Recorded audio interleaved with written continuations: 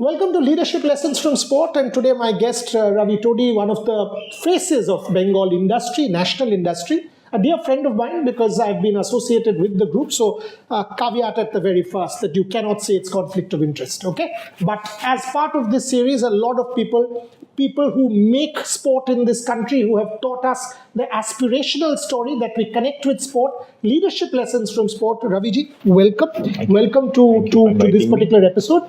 First question, I mean, normally you don't associate corporate leaders hands-on with sport. People still do that. But in your case, it's a rare one. You've been associated, you're part of the Cricket Association of Bengal, Apex Council, Howrah Union, Presidency, Mohun Bagan Club for a long time in the past.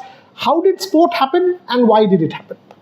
So, like Rahul, I have been very passionate about sports, and I when I became Mohun Bagan cricket secretary that donkey years back, I was the first one to give Lakhi Ratan Shukla a break. He played for me for Mohun Bagan, and when I took over, there were a lot of internal politics in Mohun Bagan. So I came under a big turmoil, and the entire Mohun Bagan team left, which was that time Arun Lal Pigi was the captain. They entirely left and joined East Bengal. So I remember my first meeting. Tumultuous times. Yes, and remember meeting Ashok Malhotra, a good friend of mine, and through a friend of mine, Manish Periwal. At his office, we did the first meeting where Abdul Munayam came in. The 3-4 of us came in and started making the team. So it was a different type of learning because Ravi Todi was a no one in that field. Nobody knew Ravi Todi in the sporting arena, and Mohun Bagan was going through a turmoil. So the earlier cricket secretary had a more larger role to play and a more stronger personality there. So I got into that, and I think I was there for more than 10 years or 12 years. I be at least won almost all the trophies in the cricket league. And I remember Devang Gandhi, Deep Das Gupta, Ashok Malhotra, entire team, what we see now, most of them have become coaches or commentators. They have played with me. And I was the first one that time. And again, as you talk about leadership, the first thing I did was bring transparency to the player because there were a lot of issues where players were not getting money. They were promised a certain sum, but they were not getting the money. So I ensured there were no middlemen. They were coming to me directly and they were being handed over their commitment amount, the checks or whatever it is. Fantastic. And I did that, and that built the confidence of the team, the players. They saw me as a right person for the sport, and I think there was a lot of discussion on this, and people started talking about it. And I think maybe I'm not boasting, but maybe I did a little bit of change. People started getting, the players were not getting their money that time, and at least I'm sure that everybody's paid what their due was. Because you mentioned this, I mean, I've asked a number of our corporate leaders about lessons that they've learned from sport, which they've subsequently applied to their corporate careers. In your case, you lead a conglomerate, serious conglomerate. We've seen that. Have you done that as well? Have you learned lessons, life lessons from sport, which you kind of use in your board? Yeah. It's been a learning, those 10 years or more than 10 years which I spent with Mohun Bagan was a different learning. The politics that were there, handling the players, handling the management, handling CAB, handling the egos of the CAB personnel. It was a big challenge. And I remember one particular incident where Piggy complained. There was I think it was one of the finals, and there was a lot of conflict going on. And that time in Mohun Bagan East Bengal matches, cricket was a different passion. One side Ashok Malhotra, one side Piggy, and they were the giants of Bengal cricket. And so I remember one specific incident. I had to write a 4-page letter to CAB, and that time president was Mr. Dalmia, and he knows this game better. And I wrote. I learned my cricket. Okay, so we've learned so much from him, and meeting him, interacting with him. I was in the CAB main committee, working committee.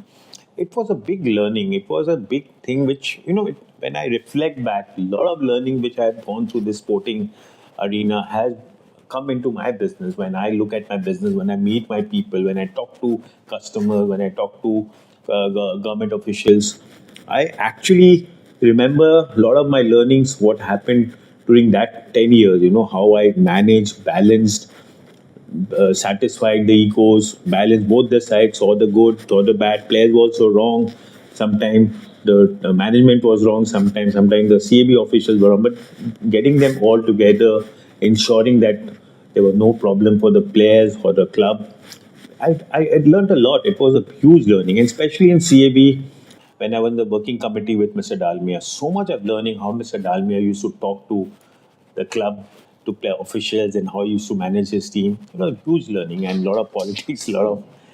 Ravi, in my case, for example, when I teach sport internationally, I mean, in my case, I can say sport has actually taught me how to fail, because each one of us in our own little domains fail every day, right? I mean, every day is imperfect. We try to be perfect in an imperfect day. In your case, do you kind of say that's a life lesson, that you learn to overcome challenges, you learn to overcome failure, that sport kind of sort of taught you these stepping stones from failure to success? Yes, it was, and I can tell you, because in one of the years I remember we won 3 of the trophies, and the 4th Peace Trophy was going on, and Chetan Sharma was playing for me because you could invite those. And I remember last over we just needed a few runs to win, maybe 4 or 6 runs, and we still lost that game. And there were a lot of rumors that went on around. There were too many things that happened, but I lost, and that was a big learning, that we cannot take things for granted. Correct. You have to be at the helm of affairs. You have to be involved at every level. Don't leave any strings untied, because anything can happen. And that last over fiasco that happened taught me a lot of things. And I could reflect on it where I did mistakes in that entire, because I was there at Eden Gardens watching the match, and I took it very lightly. I thought that these things cannot happen, but it did happen. So it was a big learning, and it's been learning for 10 years when I've gone through the journey. It's been so much of learning, handling how to ensure the balancing of the thing. And in corporate life also today, you have to balance everything. Correct. You have to balance the entire team, because team is very critical. Today, I cannot say I'm individual. I work with my team. I'm leading almost 800 people. So they have to be taken into account. I cannot force things on themselves. With players also, it's like that. You need to motivate them. You have to talk to them, understand their aspirations, tell them your dreams, and then work together to achieve that. Now part of the CAB Apex Council, I mean, Saurav back at the helm, everybody's looking at him again. I mean, one of my dearest friends, and Bengal cricket needs that leadership again in the national front, because whether it's the Ranji Trophy, whether it's the age group, again, whether it's our women's team, done very well, but that coveted trophy hasn't come. Working with Saurav, part of the Apex Council? So just started. We just had one meeting till now, but I'm very excited. And Saurav comes back with a bang. And I've known Saurav for also a lot of years, long donkey years.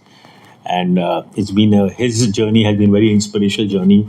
When I see his journey, how he achieved, and today even after retirement, I think the number of brand ambassadors 100%.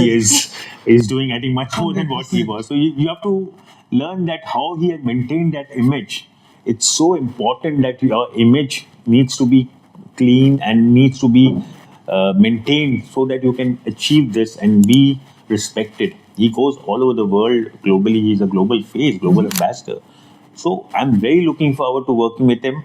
I take the onus on me to give more time to CAB, which I have not been able to give. Saurav always says South that Africa Test match is he's coming. So Saurav says you have to come regularly, Ravi. You don't come. So I'm going to make it a point to be more regular now. As part of Epicon, the responsibility is there, and I hope I can fulfill his desires and his expectations from me. Excellent. And now coming to the family, I've known Rahul for a while. Unfortunately, I mean, you and I didn't have a chance to get close in the past. But Rahul, again, his passion for sport is also quite infectious. Oh, don't ask. It's so good to see him so motivated and so passionate about sports, and investing so much is not easy. Coming and the greatest feeling I had was when I met Pat Jindal a few months back. We had a Harvard OPM conference, which he was part of. He was a speaker. I went up and met him. I shook hands and I told him I'm Rahul's brother. I'm part of Shanti Sports. My brother. He said, "Yeah, I remember. I know Rahul. You just guys won the Hockey, Bengal Premier League, the Hockey Premier League, Hockey Indian League, yeah. And it was so nice that he knew about Rahul and Shanti Sports. So it was great. And I think the passion he brings in is not easy. I think I share only about 50% of that passion that he has. But he has really put his neck on the entire thing, both in physically, financially, mentally. He's fully involved. I have to say this. I mean, it's not easy to invest this kind of energy, time, and money. So I mean, he is really. So that's why I'm saying he has that passion, and good to see. And we need more people like him in sports, actually. So when you guys sit together for a meal at home, what's the conversation? So Business or sport? No, more sports now and more the politics discussion and more debating.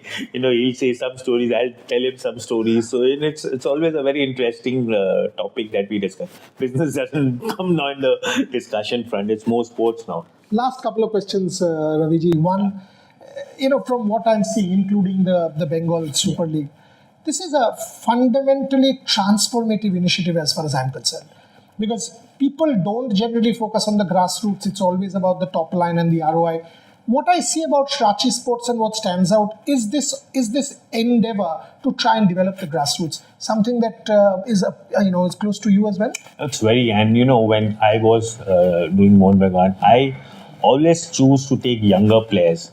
In fact, I remember Ashok suggesting Srivat Goswami. He was a 13-year-old boy that time.